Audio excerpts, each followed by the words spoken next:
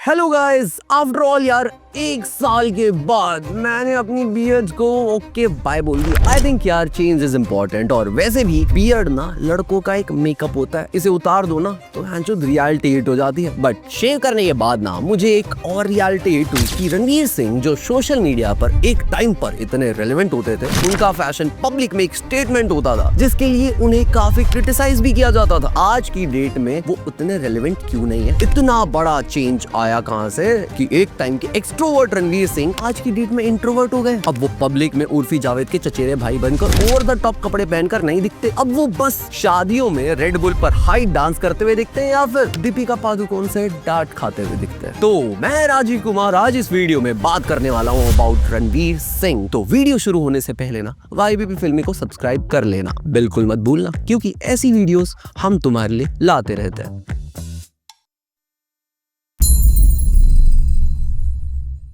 आज से 15 साल पहले रणवीर सिंह का ना बैंड बाजा बारात से बॉलीवुड में डेब्यू हुआ था। उस टाइम किसी ने भी नहीं सोचा था कि एक दिन रणवीर सिंह अपने यूनिक और अनरियल फैशन से हर जगह तहलका मचा देंगे। जब 2010 में उनका डेब्यू हुआ था ना, तब वो एक सिंपल से लड़के थे। वो बहुत बेसिक कपड़े पहनते थे, जैसे कि जीन्स, टी शर्ट, नीचे स्पोर्ट्स शूज। ये वो फेज था जब रणवीर सिंह अपने स्टाइल और अपने कपड़ों में नॉन एक्सपेरिमेंटल होते थे। पर फिर उनकी फिल्म आई लेडीज वर्सेस रिकी बहल, फिर बॉम्बे टॉकीज आई और फिर आगे जाके 2013 में आई लुटेरा। लुटेरा में ना रणवीर का कैरेक्टर एकदम सीरियस था, मतलब साइलेंट टाइप का। ये कैरेक्टर उनकी रियल लाइफ से बिल्कुल ही अलग था, क्योंकि रियल लाइफ में तो रणवीर बहुत टॉकेटिव है और हमेशा हाई ऑन एनर्जी रहने वाले इंसान है। सो लुटेरा का कैरेक्टर उनके लिए बहुत ज्यादा ही चैलेंजिंग था। तब रणवीर के स्टाइल में भी थोड़ा बहुत चेंज हमें देखने को मिला। वो सिंपल से अब थोड़े फॉर्मल, सोफिस्टिकेटेड और क्लासिक लुक पकड़ने वाले बन गए। ट्रेडिशनल ब्लू ब्लैक सूट्स पहनने लग गए, नीचे फॉर्मल शूज पहनने लग गए। फिर उन्होंने 2013-14 में रामलीला, गुंडे, फाइंडिंग फैनी और किल दिल जैसी फिल्में की। अब कहा यह जाता है कि तभी से उनके स्टाइल में, उनके लुक में वो बोल्डनेस आई, वो एक्सपेरिमेंटल हो गए। अब धीरे धीरे वो printed suits, gender fluid fashion यानी कपड़ों का वो स्टाइल जो लड़के या लड़कियों के ट्रेडिशनल कपड़ों के स्टाइल को ब्रेक करता है। सिंपल भाषा में अगर बोलूं तो ऐसे कपड़े जिसे लड़के या लड़कियां कोई भी पहन सकता है, वैसे कपड़े पहनने लग गए थे रणवीर सिंह।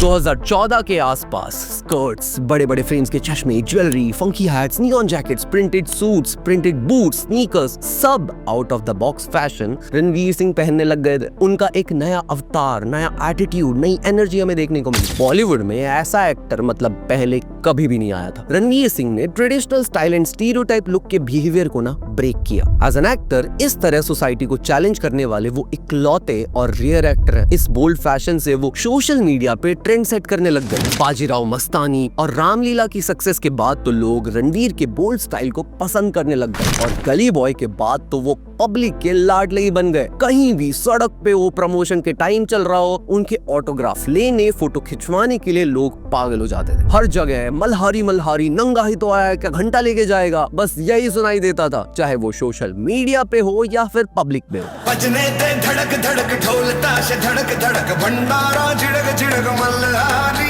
इसी बीच ना रणवीर और दीपिका की प्यार की कहानी भी शुरू हो गई थी। तो पब्लिक दीपवीर के हैशटैग से पागल ही हो गई थी, क्योंकि सैफ और करीना के बाद अब जाके किन्हीं दो ऑन स्क्रीन बॉलीवुड सेलिब्रिटी की शादी होने वाली और दोनों लोगों की नजरों में बेस्ट हस्बैंड वाइफ बन गए थे। पर बेस्ट हस्बैंड का ना थोड़ा सा गेम पलट गया जब पेपर मैगजीन के लिए रणवीर सिंह ने एक न्यूड फोटो शूट किया। वो काफी कंट्रोवर्शियल हो गया। कुछ कहते हैं कि वो प्रोपेगेंडा था, बट कुछ लोगों ने इस बोल्ड अवतार को भी सपोर्ट किया। कई लोगों को लगा कि यार ये तो हमारी संस्कृति के खिलाफ है। अब इस न्यूड फोटोशूट के कारण सेक्सुअल कंटेंट और सेल्फ एक्सप्रेशन पर बहुत बड़ी बहस हुई। एक्सपर्ट्स लाइक नेहा गुप्ता का कहना था कि ये स्टाइल उनकी हीरो वाली इमेज से मैच नहीं करता और ये अपने आप को ओवर द टॉप बनाने का एक आइडिया है। डिजाइनर निवेदिता साबू ने कहा कि फैशन सेल्फ एक्सप्रेशन का एक पार्ट होता है और रणवीर ने अपने आप को दिखाया है। एक टीनेजर ने कहा कि हमें रणवीर के फैशन को और उनके करियर को अलग अलग देखना चाहिए। कुछ ने तो यार ये भी कहा कि रणवीर की स्टाइल में चेंजेस तब आए जब उनकी शादी दीपिका पादुकोण से हो गई। और दीपिका और रणवीर का रिलेशन भी इसलिए इतना लंबा चल पाया क्योंकि रणवीर ऐसे अतरंगी स्टाइल फॉलो कर रहे थे। लेकिन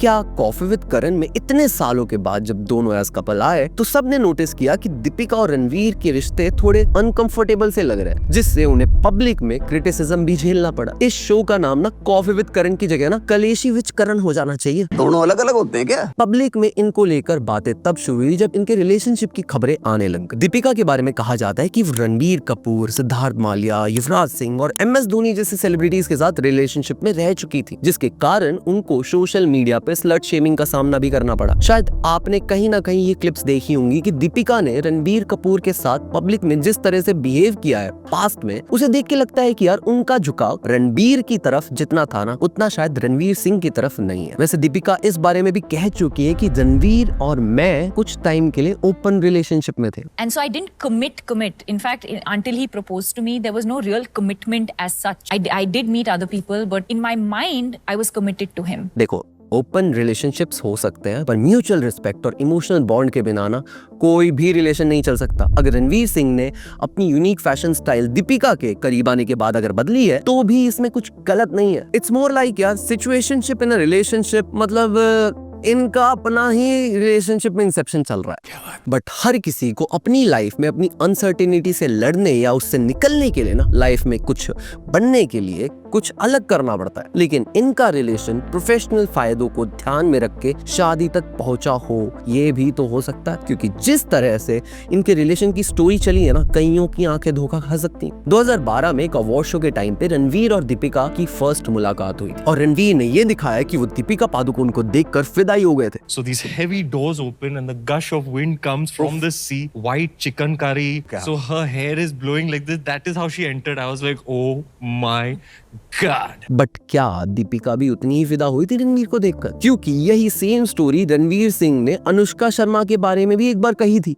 So this huge door opens and of course because it's such a big door, this wind flies in my face and right in front of me is Anushka Sharma. In all her glory. Yeah. फिर 2013 में दोनों ने रामलीला की, एक दूसरे के साथ time explore किया। इस फिल्म से इनका रिलेशन स्टार्ट हो गया। देन 2015 में मालदीव्स में रणवीर ने दीपिका को प्रपोज किया और इस बात को इन्होंने 3 साल तक सीक्रेट रखा। फिर 2016 तक दोनों कई इवेंट्स और अवार्ड शोज में एक साथ देखने को भी मिले हमें, और 2018 में इटली जाके दोनों ने शादी कर ली और #दीपवीर अब एक ब्रांड बन चुका था। लोग इस जोड़ी को देख के खुश थे, इससे इंस्पायर हुए, अट्रैक्ट हुए, पर कई लोगों ने ये देखा कि रणवीर और दीपिका बाहर से बेस्ट पावर कपल की एक फेक इमेज बना रहे हैं। बट इसके पीछे इनका क्या मकसद हो सकता है? अगर रणवीर और दीपिका शादी नहीं भी करते, थोड़ा टाइम रिलेशन में रह के मूव ऑन कर लेते, तो भी कोई दिक्कत नहीं थी। अल्टीमेटली यार दोनों को आगे एक्सप्लोर ही करना था। बट ध्यान दो, दोनों एक्टर्स है, अब सब सलमान भाई की तरह सिंगल थोड़ी रह सकते हैं। तो खुद को ब्रांड बनाना पड़ेगा भाई। लाइक आप अनुष्का और विराट कोहली को ही देख लो, उनके रिलेशनशिप को देख लो। Despite of doing much films, they are more relatable on social media, और अपनी पब्लिक अपीयरेंस को लेकर भी वो काफी प्रोटेक्टिव रहते हैं। बट ब्रांड वैल्यू उनकी आज भी मेंटेन्ड है। लाइफ में शादी करना इंपॉर्टेंट है, फिर क्यों ना एक ऐसे इंसान के साथ शादी की जाए जिसको लोग साथ देखना पसंद करते हैं तुम्हारे, और तुम्हें उसके साथ रहना भी पसंद है। तब तो शादी होगी, क्योंकि शादी की इमेज एक लॉन्ग टर्म स्टेबिलिटी वाला इंप्रेशन देती है, और इसे कहीं ना कहीं फैंस और इंडस्ट्री में भरोसा भी बनता है। अपनी on screen of screen life को यूज करके आप अपने स्टारडम को लंबे समय तक सस्टेन कर सकते हो। रामलीला से पब्लिक को इनकी जोड़ी, इनका साथ, इनकी पार्टनरशिप एक आइडियल कपल की इमेज दे रही थी। लोग अट्रैक्ट हो रहे थे, तो इसमें क्या गलत है? इसके अलावा बॉलीवुड में अपनी सक्सेस बनाए रखने के लिए एक स्ट्रॉन्ग नैरेटिव बनाना पड़ता है। प्लस दुनिया सोशल मीडिया वाली हो गई है, तो इधर कंटेंट और लवी डवी पोस्ट डालने से एंगेजमेंट बढ़ती है, और लोग इससे सोशल मीडिया पे कॉन्स्टेंटली उनके साथ टच में भी रह पाते हैं, जो कि उनको अपने करियर में, अपने काम में और अपने रिलेशन की ब्रांडिंग में हेल्प करता है। कुल मिला के फेक इमेज बनाने से फाइनेंशियल, सोशल, प्रोफेशनल फायदे होते हैं। कुछ लोग तो कहते हैं कि यार ओपन रिलेशनशिप हो सकता है तो ओपन मैरिज भी तो हो सकती है। अब इसके बदले में बस फेम, नेम, मनी हो तो #दीपवीर के लिए कुछ और यूनिक क्या हो सकता है? ये सोच के रणवीर सिंह ने आउटफिट स्टाइल वाला ये जो ड्रामा है ये स्टार्ट किया, ताकि किसी तरह पब्लिक की अटेंशन मिल पाए। क्योंकि जब रामलीला, बाजीराव और पद्मावत का आउटफिट स्टाइल एटीट्यूड लोगों ने पसंद किया, ऐसी फिल्में रोज रोज थोड़ी ना बनती है, पर कपड़े तो रोज रोज पहने जा सकते हैं और दिखाए जा सकते हैं। ये सोच रखी रणवीर सिंह ने। ऐसा कुछ रेडिटर्स का मानना है, बट नहीं। रणवीर सिंह ने बताया कि उनकी पसंद हमेशा से अतरंगी रही है। उनके स्कूल के दोस्त उनको अतरंगी ही बुलाते थे। उन्होंने बहुत कम एज में अपना कान छिदवा लिया था। उनका ऐसा कहना है कि जब मैंने अपने करियर की स्टार्टिंग की थी तब मैं 2-3 साल वो कपड़े पहनता था जो बाकी सब पहनते थे और उन कपड़ों में मेरी कोई चॉइस नहीं होती थी। फिर ये उन कपड़ों में ना अनकंफर्टेबल फील करते थे, इनको अपने कॉन्फिडेंस में कमी महसूस होती थी।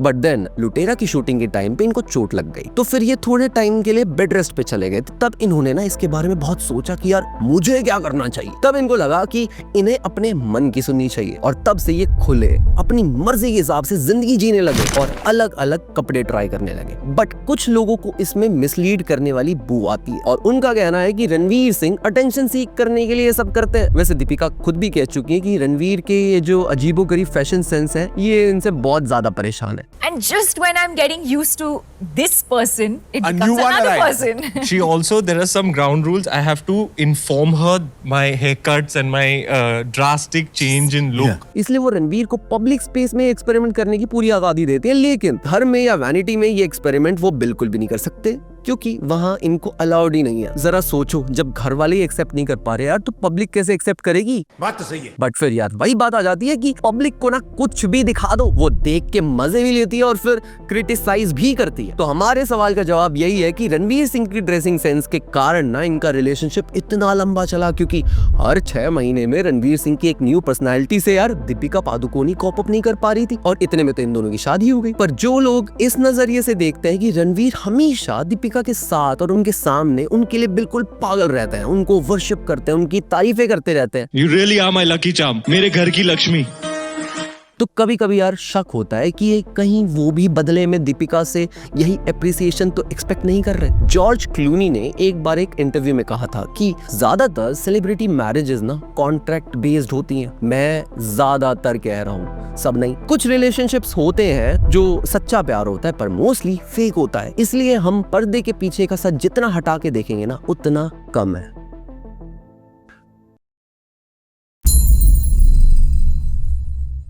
हम बात कर रहे हैं रणवीर सिंह मैच्योर क्यों नहीं लगते, वो अजय देवगन, अक्षय कुमार, शाहरुख खान की तरह जेंटलमैन बिहेव क्यों नहीं करते। आफ्टर ऑल यार यही एक्टर्स उनके बचपन की इंस्पिरेशन रह चुके हैं, बट स्टिल ये उनकी तरह बिल्कुल बिहेव नहीं करते जिनकी फिल्में देखकर ये बड़े हुए हैं। इसको समझने के लिए ना आप ये समझो कि अजय देवगन अपनी फिल्मों में एक मजबूत, इंटेंस वाले, नो नॉनसेंस वाले, ग्राउंडेड वाले या फिर परिवार के लिए लड़ने वाले सीरियस कैरेक्टर रोल प्ले करते हैं, तो उनकी रियल लाइफ पर्सनैलिटी भी हमें वैसी ही दिखती है। अक्षय कुमार को देख, वो जैसी फिल्में चूज करते हैं, उनकी फिल्में जो कहना चाहती हैं वैसे ही वो रियल लाइफ में भी है। Akshay Kumar action packed role, society के लिए आवाज उठाना, हंसी मजाक करना, कोई काम की बात कह देना, देश के बारे में सोचना, खेल खेलना, ऐसे ही कैरेक्टर्स प्ले करते हैं। तो उनकी ऑफ स्क्रीन पर्सनैलिटी भी ना बिल्कुल वैसी ही है। डिसिप्लिन्ड, हेल्थ कॉन्शियस, प्रैक्टिकल रहना, हंसी मजाक करना, उनकी फिल्मों के साथ साथ ये सब कुछ अलाइन होता है। वही सेम बात शाहरुख खान पे लागू होती है। वो किंग ऑफ रोमांस के नाम से मशहूर है। उन्होंने अपने आइडिया को, अपने स्किल्स को रोमांटिक कैरेक्टर्स के थ्रू बेचा है। प्यार, रिलेशनशिप, ऑप्टिमिज्म, कंफर्टेबल टाइप के कैरेक्टर्स किए उन्होंने। फिर उनकी पर्सनालिटी भी वैसी ही है, एकदम कूल डाउन, कैजुअल, कंफर्टेबल, हमेशा हंस के बात करने वाला इंसान। अगर रणवीर सिंह की बात करें तो उन्होंने कितने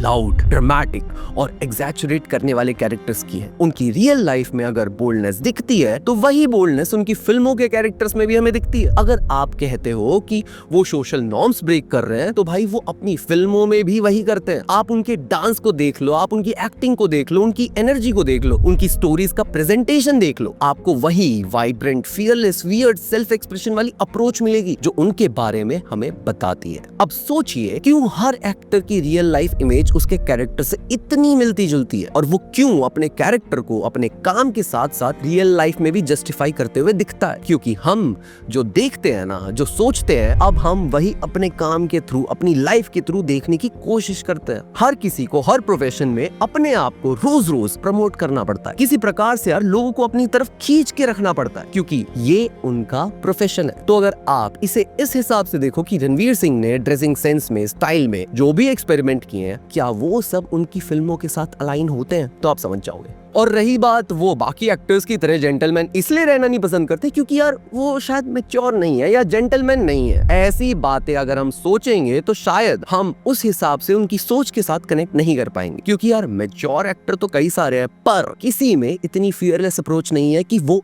इस तरह सोशल नॉर्म्स ब्रेक कर सके, इस तरह एक्सपेरिमेंट कर सके, अपनी एनर्जी से पब्लिक का ध्यान अपनी तरफ खींच सके। तो ये कैपेसिटी सिर्फ रणवीर सिंह में है, तो वो इसे अपने मन से ऑन स्क्रीन से लेकर ऑफ स्क्रीन तक भाई रखना ही चाहते हैं। बट रणवीर सिंह कभी कभी इस बिहेवियर को हद से ज्यादा कर देते हैं, तो भाई दिक्कत हो जाती है। जैसे गली बॉय के प्रमोशन के टाइम पे ना वो स्टेज पे रैप परफॉर्म कर रहे थे एंड सडनली बिना किसी को बताए वो पब्लिक में ही कूद गए और फिर खबर आई कि कुछ लोगों को चोट लग गई। और सोशल मीडिया पे जब ये बात लोगों ने देखी तो भाई रणवीर को इसके लिए बहुत क्रिटिसाइज किया लोगों ने। किसी ने तो कहा कि अगर इनकी जगह कोई नॉर्मल इंसान ही करता ना तो इसे क्राइम कहा जाता। और इन्हें इस चीज का ध्यान रखना चाहिए कि हर चीज की एक लिमिट होती है, सिर्फ लोगों का ध्यान खींचने के लिए ये सब कुछ करना गलत है। लॉकडाउन से पहले तक सिम्बा, गली बॉय, उससे पहले पद्मावत, बाजीराव मस्तानी और अगर हम उससे भी पीछे जाएं तो रामलीला एक शानदार टाइम चल रहा था रणवीर सिंह का। उनकी फिल्में एज एन एक्टर जस्टिफाई हो रही थी, लोग उनकी पर्सनालिटी पसंद कर रहे थे, लोगों को उनका सोशल नॉर्म्स ब्रेक करने वाला ओपन माइंडेड रहना, सेल्फ एक्सप्रेशन वाली आइडियोलॉजी बहुत ज्यादा पसंद आ रही थी। बट लॉकडाउन तक बॉलीवुड इंडस्ट्री पर बहुत बड़ा नेगेटिव इंपैक्ट पड़ा। एक्टर्स को लेकर पब्लिक का गुस्सा होना, शान सिंह राजपूत के साथ जो भी हुआ उस पे कितना हंगामा हुआ, कई सारे अलग अलग कंट्रोवर्सीज हुई। उस वक्त कई एक्टर्स को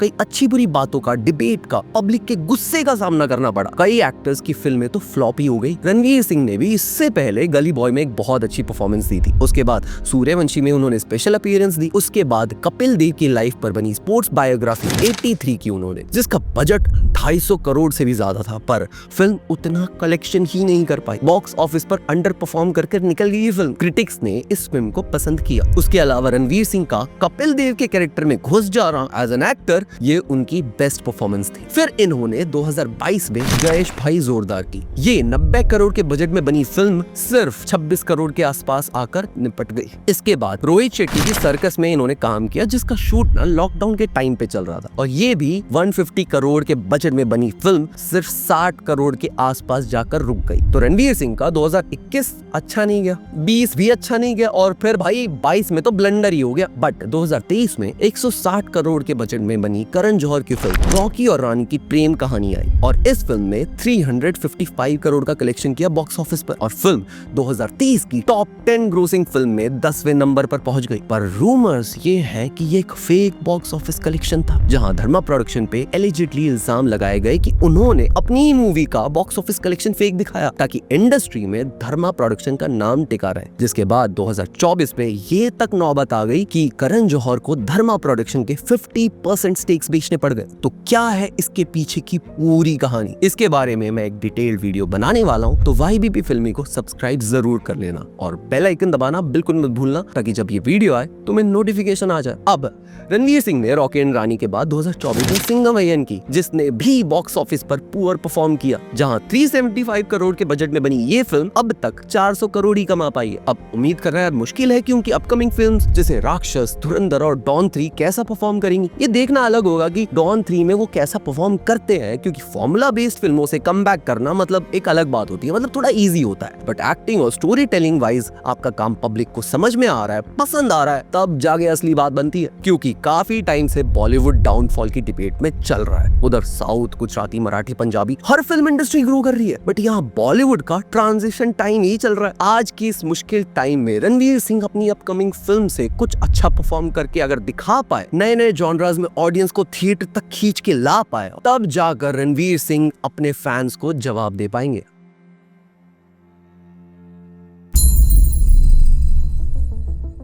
जब रणवीर सिंह का करियर स्टार्ट हुआ तब वो बहुत सिंपल से थे, औरों के हिसाब से जीते, औरों के बोले हुए कपड़े पहनते, औरों की मन की सुनते, तो डेफिनेटली वो ऐसी यूनिक इमेज कभी भी नहीं बना पाते। उन्होंने अपने आप को टाइम दिया, उन्होंने देखा कि यार उनसे क्या गलती हो रही है, सुधरने के लिए, कुछ नया करने के लिए और सही रास्ता ढूंढने के लिए सिर्फ सेल्फ कॉन्फिडेंस जरूरी होता है। रणवीर सिंह ने खुद के मन की सुनी, जिंदगी में फियरलेस अप्रोच अपनाई, अपने आप को कॉन्फिडेंट महसूस किया और जो भी एक्सपेरिमेंट एक्सप्लोर करना था उन्होंने खुल के किया। रणवीर सिंह की इसी कहानी को देखकर एक कंक्लूजन आता है कि वो एक इंट्रोवर्ट से एक्सट्रोवर्ट से इंट्रोवर्ट बन गए, जो लार्जर देन लाइफ जीता है, हमेशा एनर्जेटिक रहता है, फन मूड में रहता है, यूनिक ड्रेसिंग सेंस रखते हैं, अपने आप को ओपनली एक्सप्रेस करते हैं और लोगों को ये पर्सनालिटी फेक लगती है और उन्हें लगता है कि यार वो अटेंशन सीकर है, इसलिए शायद उन्हें हेट मिलता है। रणवीर सिंह दीपिका के साथ रिलेशनशिप में आए जहां दोनों के अपने अपने पास्ट हैं, अपने अपने बैगेजेस हैं, शायद दोनों सही में एक दूसरे से बहुत प्यार भी करते हैं, इसलिए ओपनली एक्सप्रेस भी कर देते हैं, लेकिन लोगों को उनका ये रिलेशनशिप ऑड लगता है। रणवीर सिंह ने कई यूनिक फिल्म्स दी हैं, उनका रोल देखा जाए तो हर एक मूवी में उनकी पिछली फिल्म से अलग ही होता है, जो प्रूव करता है कि उनकी